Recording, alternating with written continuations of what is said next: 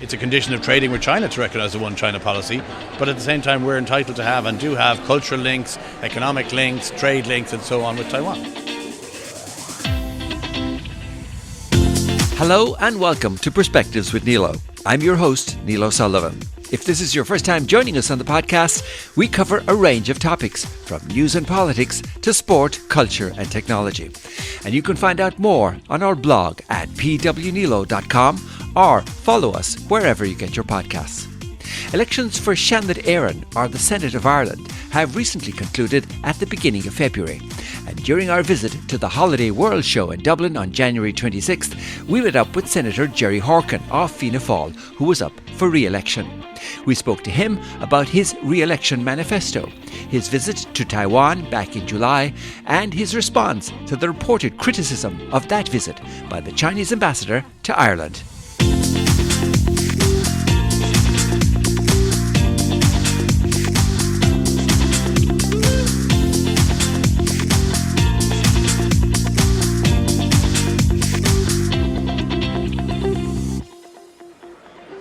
Senator Horkan, thank you for taking the time to talk with us today. You're very welcome. I know you visited Taiwan. You know, we're here on the Taiwan stand at the World Holiday Show in Dublin. I know you visited Taiwan last July with 4 of your colleagues from the Seanad. And I just wanted to ask, what was the purpose of the visit and, what were your observations? I suppose the purpose of the visit is for us as parliamentarians to understand Taiwan better and to improve the already excellent Ireland-Taiwan relationships. As parliamentarians, we were invited over to visit Taiwan, and we visited Taipei and also areas outside Taipei. And I suppose we got to experience the culture. We met some of their various ministers and some of their parliamentarians, but equally we met Taiwanese people themselves. We visited various sites, and also we got to, I suppose, embrace ourselves within Taiwanese culture, to enjoy Taiwanese food, to meet Taiwanese people, and to just experience the wonderful country that is Taiwan. I know you visited some housing projects and met people in the Ministry of Foreign Affairs, and you visited some tourism sites. Were there any particular things that impressed you or things you took away from those? I suppose coming from Ireland, going to Taiwan, the density of population is very significant. It's much, much higher. It's an island smaller than Ireland with a population, I think, about 23 million people. So people live much more compactly and much more densely than we would be used to in Ireland. But they're still a very gentle people. They're very courteous. They're very polite. Society seems incredibly peaceful and well run. Everywhere we were, it was really a joy to be there. But it's also, Taipei itself is a very, very busy city. We went up Taipei 101, which is a 101-storey building. Not something most Irish people would be used to in Ireland. So it's different. It's very different, but we really enjoyed it. Were you able to try their public transport system? They have a very efficient public transport system. We didn't get an awful lot of time to that because we generally were being brought places that required quite a lot of time. But we saw it, the MRT, we saw there some, and differently they have kind of tram systems right up in the air, so you could see these, and also very elaborate motorway network and very elaborate road networks. They're trying to transport 23 million people, as I said, in an area probably not much bigger than Munster. So the people travelling in their private cars wouldn't work. Equally, what I suppose we surprised some people was the amount of people on mopeds, little scooters, and working very late into the evening, and then you see thousands of mopeds on roads which you just would never see in Ireland. And electric mopeds at that, they have switched over to their own, which they make in Taiwan. I'm just wondering, you mentioned the excellent connections between Taiwan and Ireland. I mean, have we built connections to learn or exchange technology or information or awareness in any of these areas? Well, I suppose we're both countries that are very connected to the US. We're both countries very connected to high tech. I think Taiwan is the world's largest producer of semiconductors, used in computers and so on, but also used in everything we're using now. They're used in microwaves, they're used in smartphones, they're used in computers themselves, laptops, iPads and so on. And obviously Ireland has a hugely strong connection with America in terms of technology, Intel, Apple and many other tech companies being here. So I think we both have a strong relationship with the US, and we both kind of understanding that for Ireland, working with the US is a very important part of our economy, and Taiwan the same.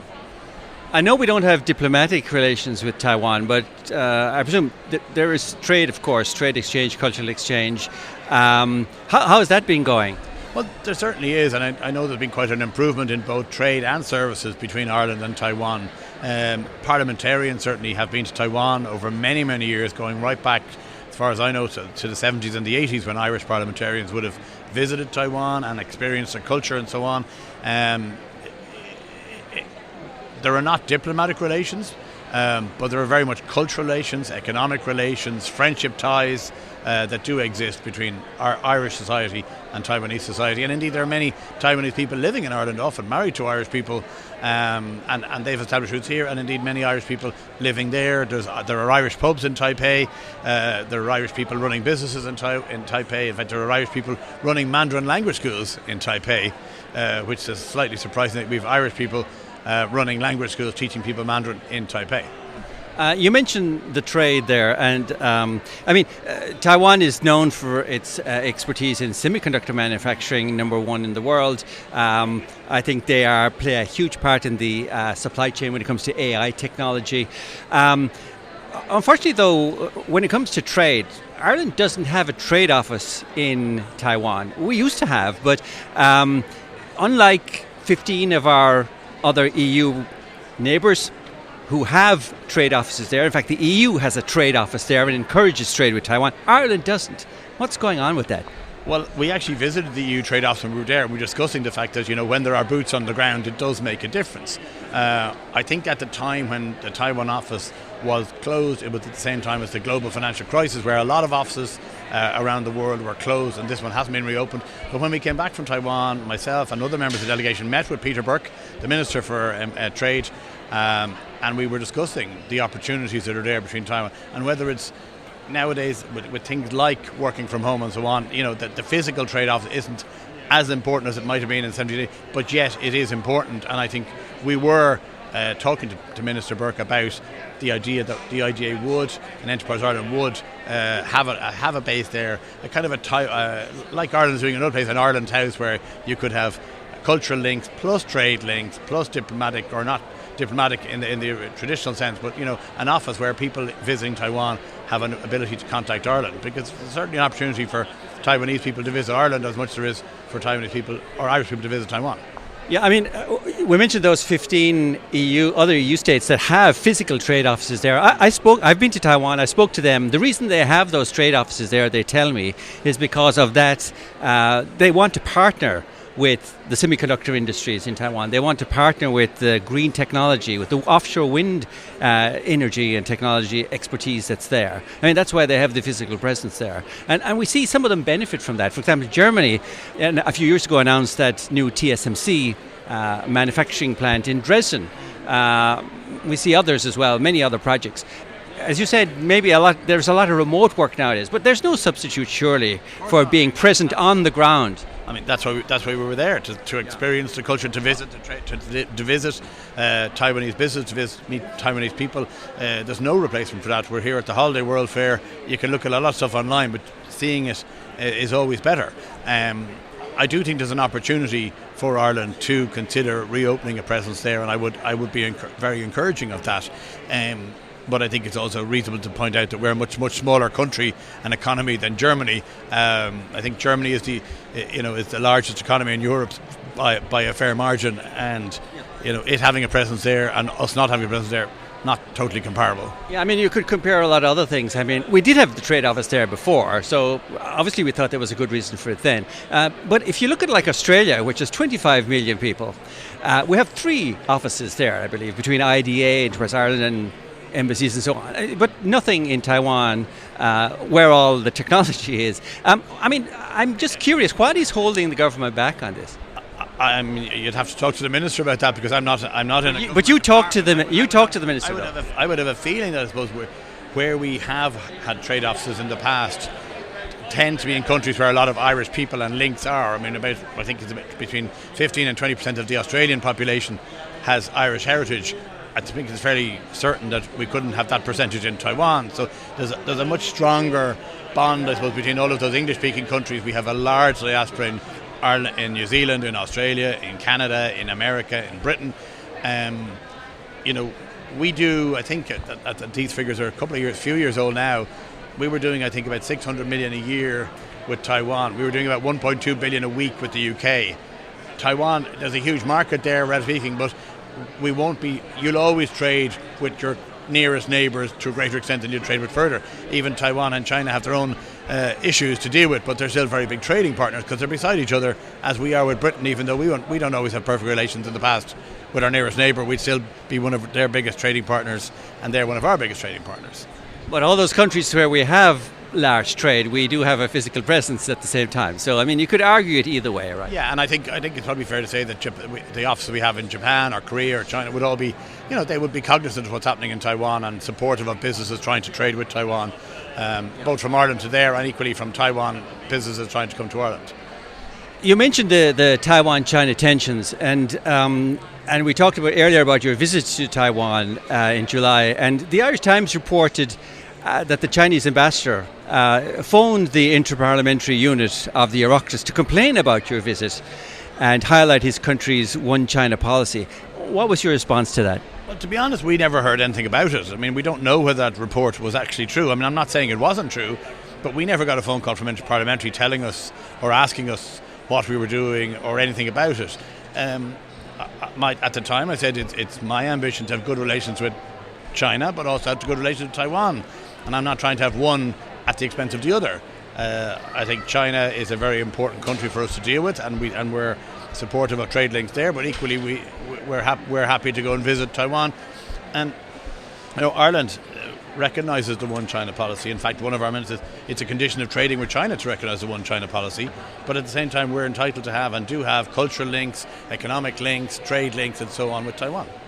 Do you think, though, it's appropriate for the Chinese ambassador to kind of tell our elected representatives in Ireland where they can and cannot go? Well, he didn't tell me. He didn't contact me in any way. I don't believe any other member of the delegation was contacted by the Chinese either. I don't know if the Chinese ambassador wrote to the Interparliamentary Unit. The Irish Times reported it. I've never seen the correspondence. I don't know that it happened. I only know what I read in the Irish Times as much as you. But certainly Interparliamentary never contacted me or, as far as I know, any other member of the delegation to reprimand us or to even notify us that they had been contacted. I mean, the Irish Times did say they did follow up with the Chinese embassy, and they did make a very clear statement in the Irish Times that they were disapproving of your visit. I mean, we hear a lot about China's wolf warrior diplomacy. I mean, and here we are, a very small country, Ireland, with a superpower. If it is true, causing this interference. I mean, all I can say is that the Chinese embassy and the Chinese ambassador never contacted me to let me know of their disapproval, and I would have thought that if they were that disapproving, that they might have actually written to me or emailed me or contacted me in some way, and they didn't. So we have a new coalition in government now. All the cabinet was announced last week. We see Simon Harris, the Fine Gael leader, is the new Minister for Foreign Affairs and Trade. Back in 2012, it was the Fine Gael Labour coalition that closed Ireland's trade office in Taiwan. Do you think this new coalition of Fine Gael, Fianna Fáil and the Independents are likely to be more Taiwan-friendly in their approach? All I know is that Ireland generally is trying to expand its global footprint, and I'd be encouraging Ireland to expand its global footprint to include Taiwan with a physical presence. And that has been an ambition of the last government. I think it's a continuing ambition of this government. We're going to see, I suppose, a level of tension maybe with the US that we haven't had heretofore with the new administration in the US. Time will tell on how that will progress. It's important to acknowledge that Ireland is also the 7th largest investor in the United States, which is pretty surprising for a company the size of us, that we are the 7th largest foreign investor country in the United States. Irish companies employ as many people in the USA as they employ here, albeit a much bigger population on their side than there is over here. So I would be supportive of moves, if such moves were being proposed or progressed, to expand our presence globally, but particularly in Taiwan. I mean, diversification is always good, right? It de-risks from various global issues, right? Correct. Yeah, I mean, that's what we've always said. American investment into Ireland is fantastic. It's wonderful. We shouldn't ever underestimate it or say we don't want more of it. If we got more of it, great. But it's no harm having investment from other parts of the world as well. May I ask if you're yourself are going for re-election to the Shannon this time around? I am. I'm on a ballot paper at the moment. The ballot papers were posted out 10 days ago. They're due back and to be opened this Thursday in 4 days' time. So I'm... Again, nomination by the Commercial and Industrial Panel? Nominated to run on the Industrial and Commercial Panel. 27 people looking for 9 seats. So the odds are only 1 in 3, but... I'm somewhat nervous but hopeful, but you don't know until the ballot papers ballot envelopes are opened and the ballot papers are examined as to how we'll do. What are the main topics on your kind of manifesto or top of mind this time? Well, I suppose it's very important if we're going to have a 5-year term government, which we are, that we have experienced people who know what they're doing, who are in a mix with new senators, but that we'd have some senators. I've served 2 terms. This will be my 3rd term if I'm successful. That we have a mix of new senators, but also existing senators who know what the House is about, who know the running of the House, who understand to deal with legislation and so on. I would have been a vice chair of the Transport Committee, but acting chair of it for 2 years. Transport and Communications Committee. There are issues that we dealt with, including the airport cap in Dublin Airport, cybercrime, national broadband network, postal networks, road safety, active travel, all very important topics in our daily lives. And equally, in a previous term, I was the Vice Chair of the Finance Committee, dealing with the banks, the insurance companies, and many other issues. And it's important that we have, as a chartered accountant, the only chartered accountant in the Shannon, I think it's important that we bring some finance expertise and have it available to the other members. All right, Gerry, well, it's great to talk with you. We wish you the best of luck in that run for the Shannon again, and thank you for taking the time. Thank you very much. That's Senator Gerry Horkan speaking with me at the end of January on the Taiwan stand at the Holiday World Show in Dublin. My sincere thanks to him for taking the time to talk with us on Perspectives with Neilo. Since our interview, the Shannon elections have now concluded. Shannon Éireann has 60 seats. These are grouped into 5 vocational panels, 2 university constituencies, and nominations by the Taoiseach. As was mentioned in the interview, there were 27 candidates vying for the 9 seats on the Industrial and Commercial panel, and Senator Horkan was not successful in his re-election bid. However, of the 60 senators appointed to Shannon Éireann, 11 are appointed by the Taoiseach, and these are expected to be announced in the next week or 2. In the interview with Gerry Horkan, you will recall we referred to the Irish Times article that reported on the Chinese ambassador's complaints to the Oireachtas, or Irish Parliament, regarding the visit to Taiwan by Senator Horkan and his colleagues.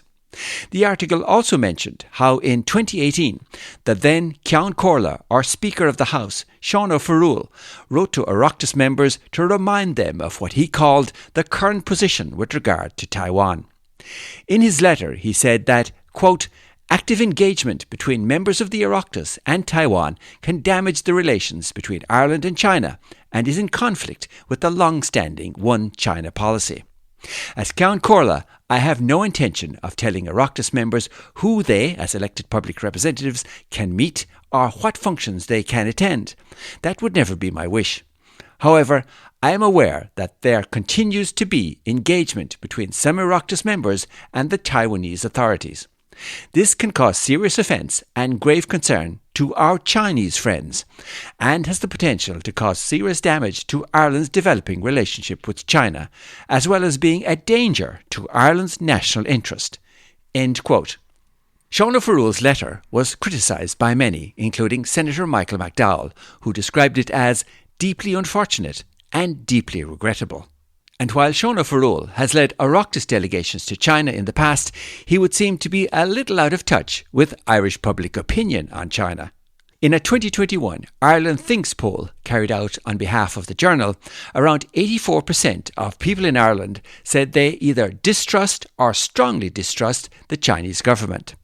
And so surely one must ask how developing relations with such a highly distrusted entity as the authoritarian Chinese Communist Party is, as Sean O'Farrell puts it, in Ireland's national interest. Perhaps it's just as well that Sean O'Farrell was not returned as Ceann Comhairle in the 34th Dáil.